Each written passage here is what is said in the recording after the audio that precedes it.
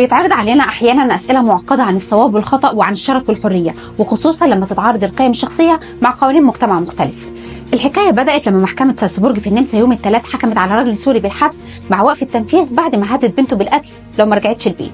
الراجل اللي عايش في منطقه فلاخجاو برر تصرفاته قدام المحكمه ان ده كان جزء من ثقافته العربيه، وانه كان بيحس ان بنته بتخدعه وبتكذب عليه لفتره طويله.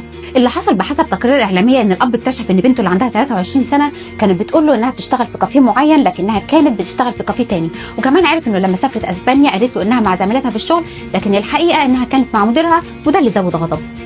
الاب هدد بنته بشكل مباشر وقال لها انه هيشتري سلاح وهيضربها بالنار في صدرها ووشها، وانه هيعتبرها مجرمه لانه ما جابهاش من سوريا للنمسا عشان تلطخ شرفه، لكنه حاول يطمنها ويقول لها انه لو رجعت البيت اليوم ده كل حاجه هترجع زي الاول.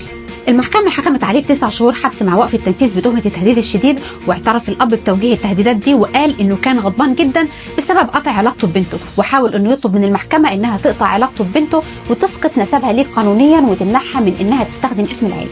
لكن القضيه وضحت انه ده غير ممكن في النمسا، وانه ملوش سلطه قانونيه تمنعها من اي حاجه تخص اسم العيله. وفي الاخر السؤال اللي بيطرح نفسه، هل انتم مع الاب في طلبه انه يسقطها من نسبه ويتبرى منها، ولا البنت تتجاوز عيلتها وتعمل اللي هي شايفاه صح؟ اكتبوا لنا في التعليقات. كنت معكم انا بوتانا سلام، والى اللقاء.